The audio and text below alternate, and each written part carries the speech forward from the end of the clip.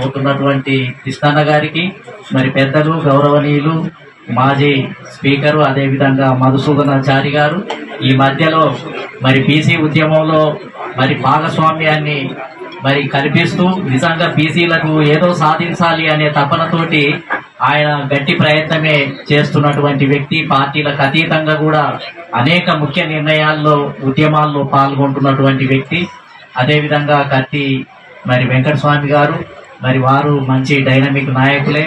గట్టిగా మరి పార్టీని కూడా లెక్క చేయకుండా అవసరమైతే ఈ మధ్యన ఒకసారి ఒక మీటింగ్ లో మాట్లాడుతున్నప్పుడు తిట్టనా ఏం కాదు సమస్య మీద కాంగ్రెస్ పార్టీ అయినా కానీ నువ్వేమీ వెనకాడకు అని చెప్పి నాకు భుజం నడుపుతున్నాడు. నేను ఈ కాంగ్రెస్ పార్టీ ఇట్లా అని మొదలు పెట్టగానే అని అంటే ఉంటే చెప్పాల్సిందే కదా, దృష్టికి పోతుంది కదా అని చెప్పినటువంటి వ్యక్తి లలిత గారు.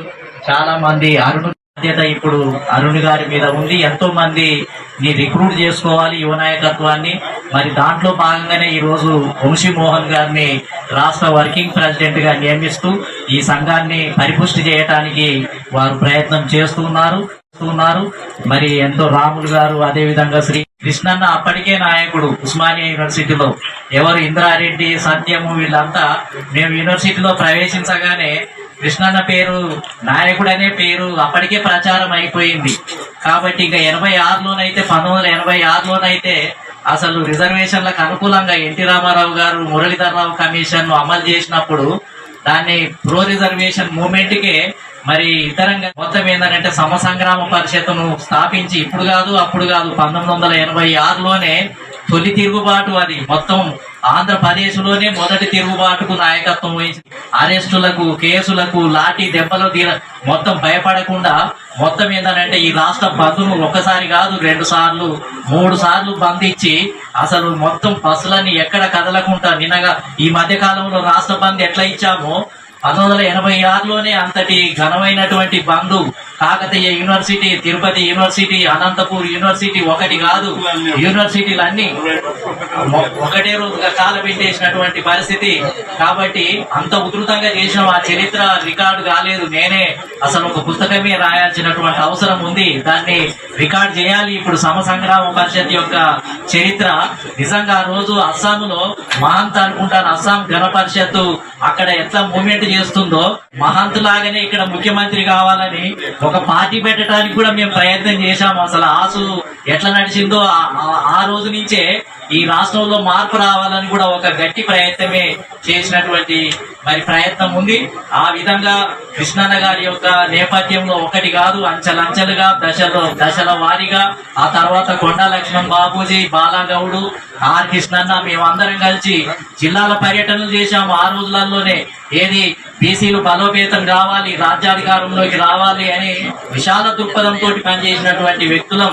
అదేవిధంగా పలగాని ప్రభాకర్ అని జిల్లాల నుంచి గట్టి నాయకత్వం వస్తే వాళ్ళతోటి కలిసి మరి ఆ కాసాని జ్ఞానేశ్వరి వీళ్ళందరినీ కూడా కలిపి ఒక బలమైన ఉద్యమంగా మార్చాలని అనేక ప్రయత్నాలు చేస్తూ మరి బలమైనటువంటి ఉద్యమాన్ని తీసుకొచ్చినటువంటి వాళ్ళం. అన్న నేను ఇద్దరం కలిసి అయితే తిరుపతి, అనంతపూర్, కర్నూలు ఒకటి కాదు అసలు మొత్తం శిక్షణా తరగతులు పెట్టాం. బీసీ సంక్షేమ సంఘమే అప్పుడు ప్రధానమైనటువంటి సంఘం. ఆ సంఘం నేతృత్వంలోనే మరి అనేక శిక్షణా తరగతులు పెట్టినప్పుడు నన్ను ముఖ్య వక్తలాగా పిలిచేవాళ్ళు. నేను అప్పటికే బహుజన్ సమాజ్ పార్టీలో చాలా యాక్టివ్ గా ఉండి కన్షీరామ్ గారితో తిరుగుతున్నటువంటి క్రమంలో కూడా మళ్ళీ అన్నగారు నేను కలిసి బీసీలకంటూ ఒక పునాది ఉండాలి, వాళ్ళకు ఉద్యమ ఓనమాలు నేర్పాల్సినటువంటి అవసరం ఉంది అని చెప్పి కృష్ణన్నతో కలిసి మరి రాష్ట్రం అంతటా కూడా ఉద్యమ కార్యక్రమాన్ని చేయటం జరిగింది. అప్పటి నుంచి మొదలు పెడితే మొన్న నిర్వహించినటువంటి రాష్ట్ర బంధు ఏదైతే ఉందో అప్పటి వరకు ఈ రాష్ట్రంలో ఒక బలమైనటువంటి వాదాన్ని, బలమైనటువంటి పరిపుష్టిని అసలు ఆ రోజులలోనే ముందుగా మేము ఇక్కడ బలంగా దీన్ని ప్రారంభించినటువంటి వ్యక్తులం. కాబట్టి ఇటువంటి దానికి నిజంగా కావలసినటువంటి ఫలితాలు ఈ ఆంధ్రప్రదేశ్ లో రాలేదు. కానీ చేసిన త్యాగం ఎక్కువగా ఉంది, శ్రమ ఎక్కువగా ఉంది, పునాది నిర్మించడం ఎక్కువగా ఉంది. ఆ విధంగా చేసినటువంటి ప్రయత్నాన్ని ఇప్పుడు మనం తుది ఫలితంగా ఇప్పుడు దీనికి పంట కోసుకునే సమయం వచ్చిందేమోనని అప్పుడప్పుడు అనిపిస్తూ ఉంది. ప్రతిసారి ఉద్యమం చేసినప్పుడల్లా ఈసారి వస్తుంది, ఈసారి బయటపడతాము, ఈసారి అగ్రవర్ణాల యొక్క కబంధాస్తాల నుంచి బయటపడతాము అని ప్రతిసారి అనుకుంటున్నాం. ఒక ఉద్యమానికి శ్రీకారం చుడుతున్నాం, వచ్చినట్టే వస్తుంది, మళ్ళీ వెళ్ళిపోతుంది. ఇక్కడ బలంగా ఇక్కడ ఉన్నటువంటి పార్టీలు, ఇక్కడ ఉన్నటువంటి బీసీ నాయకత్వాన్ని ఎప్పటికప్పుడు తన అండన చేర్చుకొని మరి రకరకాలైనటువంటి వాటితోటి ప్రయత్నాలు చేస్తూ వచ్చినట్టే వస్తూ ఉత్తర భారతదేశానికంటే ముందే ఇక్కడ రావడానికి అవకాశం ఉంది. చౌదరి బ్రహ్మప్రకాశ్ అని ఢిల్లీలో యాదవ్, అతను ఫస్ట్ సారి కాంగ్రెస్ పార్టీ ద్వారా ముఖ్యమంత్రి అయినటువంటి వ్యక్తి. ఆయన ఎన్యూబీసీ అనే ఒక సంస్థను స్థాపించి ఉత్తర భారతదేశంలో వేసిన విత్తనాలు ములాయం సింగ్, లాలూ ప్రసాద్ యాదవ్, బిపి మండల్, కర్పూరి ఠాగూర్, వీరమణి, అనేక మంది మహామౌలు ఏంటిది అని అంటే అక్కడ ప్రారంభమైతే అని అంటే అసలు కాంగ్రెస్ పార్టీ ఆ విధంగా బడుగు బలహీన వర్గాల పార్టీ, దీంట్లోనే బీసీలు ముఖ్యమంత్రులు అవుతారు, ఇందులోనే ఏంటంటే లిబరల్ గా ఉంది ఈ పార్టీ, దీని ద్వారానే ఏదైనా మార్పు వస్తుంది అని కాంగ్రెస్ పార్టీ మీద ఇతర పార్టీల్లో ఉన్న కొద్దిగా అగ్రకుల పార్టీల విషయానికి వచ్చినప్పుడు దాని ఎడల కొంచెం సానుకూలంగా అనుకునే వాళ్ళం. ఎందుకంటే సెక్యులరిజం, సోషలిజం, లేకపోతే ఇందిరాగాంధీ మాటలు, గరీబీ హఠావో ఇలాంటి భాషనంతా కూడా వదిలినటువంటి పార్టీ. అదే విధంగా తెలంగాణ వస్తే మళ్ళీ బీఆర్ఎస్ మీద కూడా కొంత నమ్మకం ఏర్పడింది.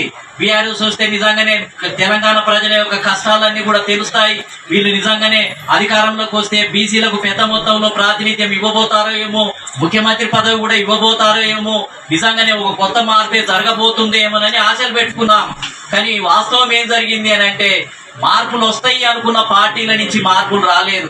తెలంగాణ బీఆర్ఎస్ నుంచి పెద్ద ఎత్తున మార్పులు వస్తాయి, బీసీలకు ఎక్కువ టికెట్లు ఇస్తారు, ముఖ్యమంత్రులను ఏదో సమయంలో చేస్తారు అని మేము ఆశించిన దాంట్లో నుంచి కరుడు కట్టుకొని పోయాయి. బీఆర్ఎస్ ఏమో కుటుంబ పార్టీ లాగా మారిపోయినటువంటి పరిస్థితి, కాంగ్రెస్ ఏమో భారతదేశంలో ఏ రకంగా ఉన్నా రాష్ట్రానికి వస్తే ఒకటే వర్గం, ఒకటే రెడ్డి వర్గం. ఇక్కడ ఏంటిది అని అంటే దాన్ని మొత్తం ఏందని అంటే దాన్ని కబలించుకొని మొత్తం ఎలాంటి ఫలితాలు రాకుండా అడ్డుకట్ట వేసినటువంటి ప్రయత్నం కాంగ్రెస్ పార్టీ ద్వారా కొనసాగుతుంది. మేము ఒకప్పుడు బీజేపీ, ఆర్ఎస్ఎస్ అని అంటే అరే ఇది మొత్తం బ్రాహ్మణుల పార్టీ, అగ్రకులాల పార్టీ అని మేము కమ్యూనిస్ట్ పార్టీలో ఉన్నాను 10 సంవత్సరాలు. అసలు దీని ద్వారా ఏం మార్పులు వస్తాయి, ఇటువంటి పార్టీ ద్వారా ఏం లాభం ఉంది అని మేము అనుకొని మేము అసలు చాలా నిరాశగా ఉండేది. కానీ ఇవాళ ఏం జరిగింది, ఆశ పెట్టుకున్న కాంగ్రెస్ పార్టీ, ఆశ పెట్టుకున్నటువంటి బీఆర్ఎస్ మొత్తం 2 అగ్రవర్ణాల యొక్క కబంధాస్తాల్లో చిక్కుకొని బీసీలకు ఎమ్మెల్యే టికెట్లు కూడా ఇవ్వనటువంటి పరిస్థితిని ఇవాళ సృష్టించింది. నిన్నగాక మొన్న పోయినసారి జరిగినటువంటి ఎన్నికల్లో రేవంత్ రెడ్డి గారు నేను బీఆర్ఎస్ కంటే కూడా ఎక్కువ ఎమ్మెల్యే టికెట్లు ఇస్తానని ప్రకటించాడు. రాహుల్ గాంధీ అయితే సామాజిక న్యాయం అని ప్రకటించారు. అదే విధంగా ఏదైతే అక్కడ ఉన్నటువంటి డిక్లరేషన్ ప్రకారం ఒక్కొక్క ఎంపీ స్థానంలో 2 బీసీలకు టికెట్లు ఇస్తామని ప్రకటించారు. అవన్నీ కూడా ఏంటిది అని అంటే ఎలక్షన్లు వచ్చి టికెట్ల పంపిణీ వచ్చేటప్పటికి మొత్తం కాంగ్రెస్ పార్టీ, రాష్ట్రంలో ఉన్న కాంగ్రెస్ పార్టీ పక్కన పెట్టేసి అందరికంటే తక్కువ ఎమ్మెల్యే టికెట్లు ఇచ్చి మోసం చేసింది, ఎంపీ టికెట్లలో కూడా తక్కువ టికెట్లు ఇచ్చి మోసం చేసింది.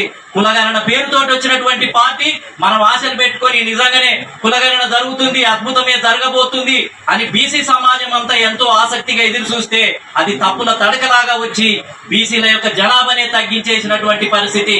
Congress party liberal party, Indira Gandhi, Nehru ఇలాంటి అద్భుతాలే జరుగుతాయని ఊహిస్తూ ఉంటుంటే ఎప్పటికప్పుడు నీళ్లు చల్లి ప్రజల మీద ఏంటిది అని అంటే ప్రజలు కోరుకున్న విధంగా పనిచేయనటువంటి పరిస్థితి.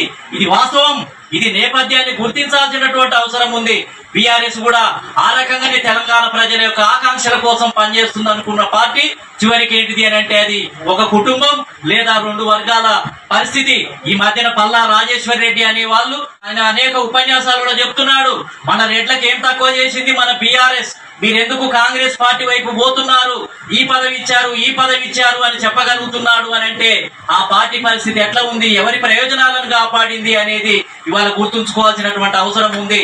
నేను అనేది ఏంటిది అని అంటే కరుడు కట్టిన బీజేపీ, ఆర్ఎస్ఎస్ బీసీలకు ఇయ్యదు, ఇది బ్రాహ్మణుల పార్టీ అనుకున్న పార్టీ ఇవాళ ఏంటిది అని అంటే పిల్లలు పెట్టి బీసీల ఎడల ఏంటిది అంటే సానుకూలంగా ఉన్నదా అని నాకు అనిపిస్తుంది. ఎందుకనంటే నరేంద్ర మోదీ బీజేపీ నుండి ఒక నరేంద్ర మోడీ ప్రైమ్ మినిస్టర్ కావటము అనేది మామూలు విషయం ఏమి కాదు.